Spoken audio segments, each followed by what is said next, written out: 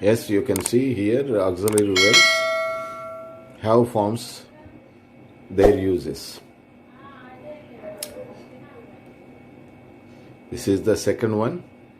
First one we read about be forms. This is the second one. First use. Have forms show tense. Present perfect, past perfect, future perfect. I have written different examples. Okay, you can see on the table. I have taken some pronouns and nouns. Okay, and different tenses, how have changes into different forms. Okay, you can see there, first one with the pronoun. I have read, present perfect. I had read, past perfect. Okay, I will have read, future perfect. Okay, first person plural. We have read, we had read, we will have read. Second person, you have read, you had read, you will have read. He has read, he had read, he will have read. She has read, she had read, she will have read. It has read, it had read, it will have read. They have read, they had read, they will have read. Raghu has read, Raghu had read, Raghu will have read. Okay, Raju and Ravi have read, Raju and Ravi had read, Raju and Ravi will have read. People have read, people have had read it, people will have read it.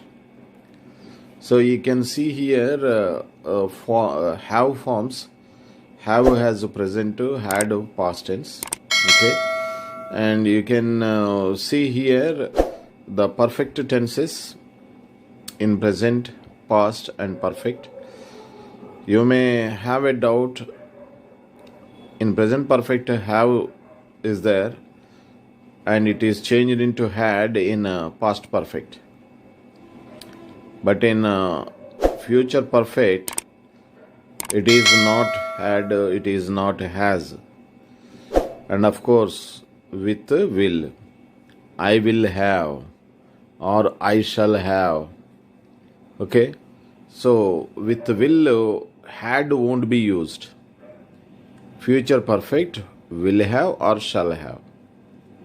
Okay, so you need to see the difference. I have read, I had read, I will have read. Okay, present perfect, past perfect, future perfect. Okay, na? Right. So have, has, they give a meaning in Telugu as kaligi undu. You can see here, kaligi undu. Okay, had in past tense indicates the meaning of kaligi undenu. Okay, so you need to understand these have forms. Okay, very well.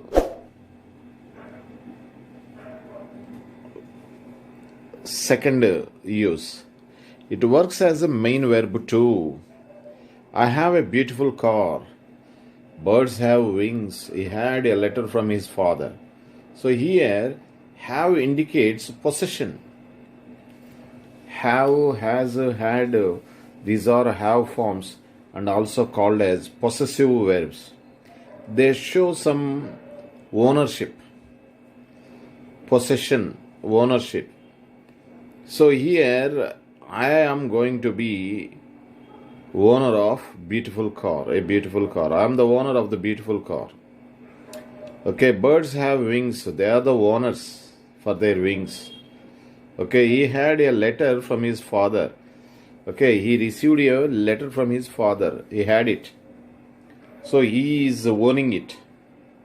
Okay, so have forms, okay, work as main verbs too. Third use, have forms make an obligation. They make an obligation. I have to go now. So it's an obligation. That means he must go. He must leave for another place. Okay, they have to meet the principal. They must meet the principal because things are decided by the principal, so that the people who wish to who wish to get some changes had to meet the principal. Okay, so they have to meet the principal. It's an obligation. So there is some compulsion for them to meet the principal. Okay, he has to submit the application today. So he himself has to submit it. It's an obligation, compulsory. Okay, he must submit the application today. Okay, so this way, these three are important functions of have forms. Auxiliary verbs, do forms. Do forms or do, does, did. Now, the first use of do forms. Do forms are used as main verbs as well as helping verbs. You can see in the example, I do the homework, present tense. I did the homework, past tense. I will do the homework, future tense. Okay, simple present, simple past, simple future.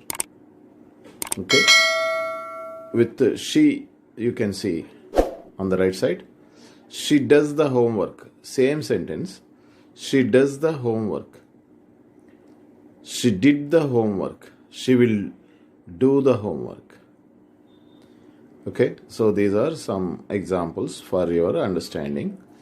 Okay, third person singular, like he, she, it, or Ravi, Raju, any personal name, individual name, singular, is used as a subject, okay, of a sentence in present tense. The verb used after them takes yes or es to it. Okay, let us see the example. I do it. Okay, same one, she does it. See, first person I, so no need of adding s or es to do. Okay, now in the other sentence, she does it. When the third person he, she, it are used, present tense, the verb used after them takes yes or es. So here es are suffixed to do. Okay, she does it. I do it, she does it. So another example, I like them, she likes them. So just only yes is added to verb like. So she likes them, present tense. So you need to see the distinction. When third person singulars are used in sentences of present, you need to be very careful of using yes or es to main verbs. Okay, right, let us see the second use. Do is used to indicate short answers for the questions made with do. Example, do you like sweets? It's a question is made with do. Okay, now the answer, yes I do, it's a short answer. Yes I do is a short answer. For example, no I don't. Okay, suppose these questions are called indirect questions, yes or no questions. They are called yes or no questions. Direct questions are different from these verbal questions. These are verbal questions. Verbal questions are made with helping verbs. Okay, so these are not direct verbs.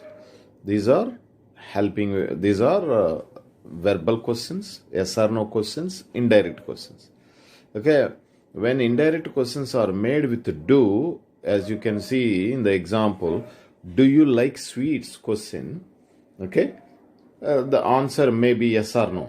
The answer may be yes or no. So two examples are given for yes and no. Yes, I do. No, I don't. Okay, one is affirmative, the other one is negative. Okay, the second example. Do they swim? Question mark. Yes, they do. No, they don't. Okay, when verbal questions are asked, two types of answers are possible. Okay, yes or no. Okay, so we call the questions of these types or yes or no questions. Okay, does she sing? It's a question. Now, answer may be possible two ways, yes or no. Yes, she does. No, she does not. Okay, so this way you need to see the distinction while using do forms in the sentences. Okay, I want to give you small clarification about what are direct questions, what are indirect questions. Okay, so here you can see, do you like sweets? Do they swim? Does she sing? These are considered as verbal questions or yes or no questions or indirect questions. Then what are direct questions? Okay, so let us see with one example. These verbal questions or yes or no questions or indirect questions are formed by helping verbs. Then, what are direct questions? How do they form? Direct questions are formed by interrogative pronouns like what, why, where, when, who, whose, whom. Okay, like that. So, I give you one clarity with example. What do you eat? It is a direct question because what is used in the question. Okay, do you eat chicken? So do is a helping verb, auxiliary verb. Okay, primary auxiliary, and it is used to make an interrogation, a question. But this question gives answer either in yes or no way. Okay, yes or no are possible for these questions. But whereas direct questions are asked, you are straight away asked to give answer for particular thing. So, do you eat chicken? Yes or no? Yes. Yes, I do eat chicken. No, I don't. Yes, I do. No, I don't. Like that.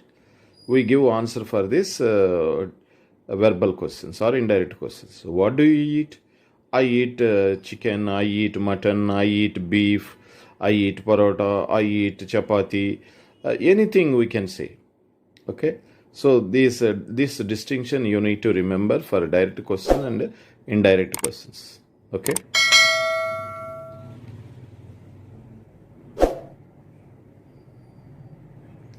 Okay, it is clear that direct questions are formed by interrogative words or question words. Okay, right. Auxiliary verbs, do forms. Third rule. Do forms are used to form question tags. Examples. He finishes his homework. Doesn't he? Question tag. Okay. He finishes his homework is a positive sentence for its negative tag. Okay. So does is a do form. Second example. They finish their homework. Don't they? Okay. Positive sentence, negative tag. Third example. She did not write the notes. Did she? She did not write the notes. Negative sentence. And it's positive tag. Did she? So not is not there in the tag. Okay, when negative is seen in the tag, it is negative tag. When negative is not used in the tag, it is positive tag. Okay, for a positive sentence, negative tag will be used.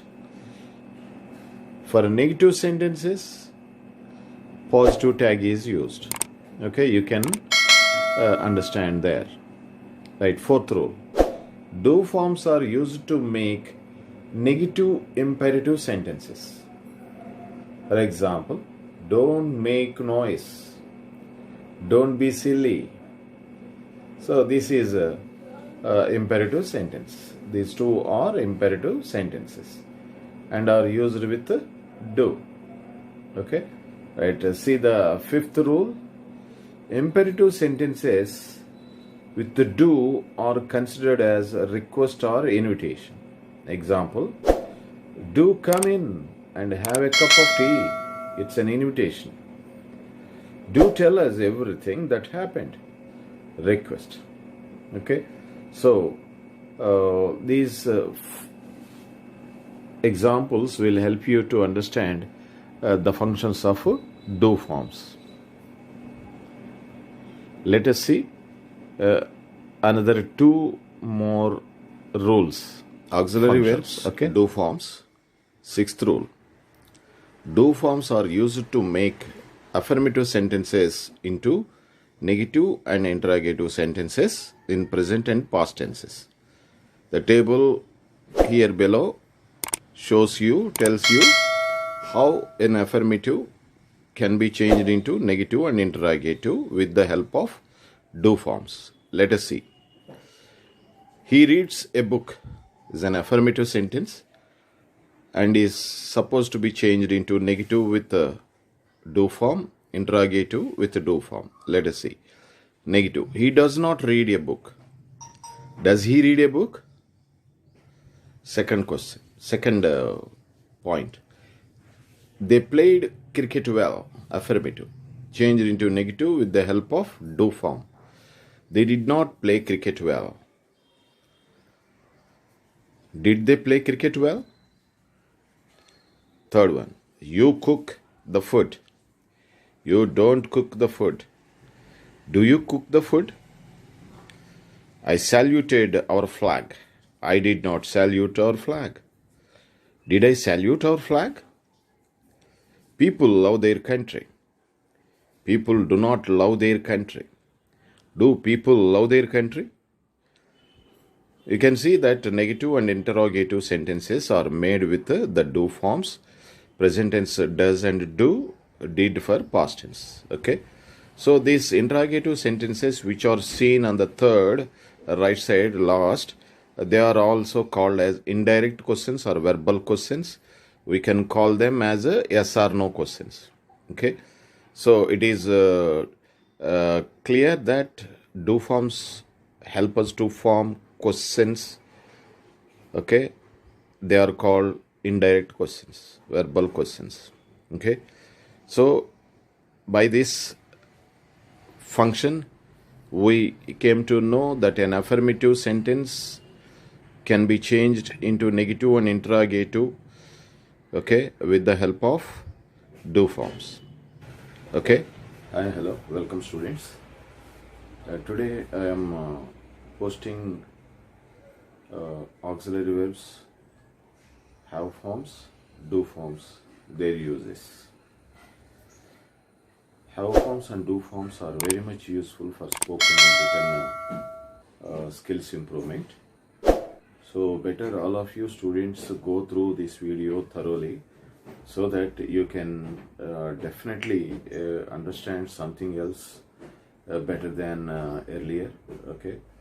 The uses of have forms and do forms are very much essential in our daily uses. Okay. So I request you all students go through this thoroughly, completely. By this, have forms, do forms, be forms completed, primary auxiliary verbs and their uses completed. Next video I will post you modal auxiliaries and their uses. Very much useful to you. Please subscribe, comment, okay, share your friends my videos. Okay, thank you very much.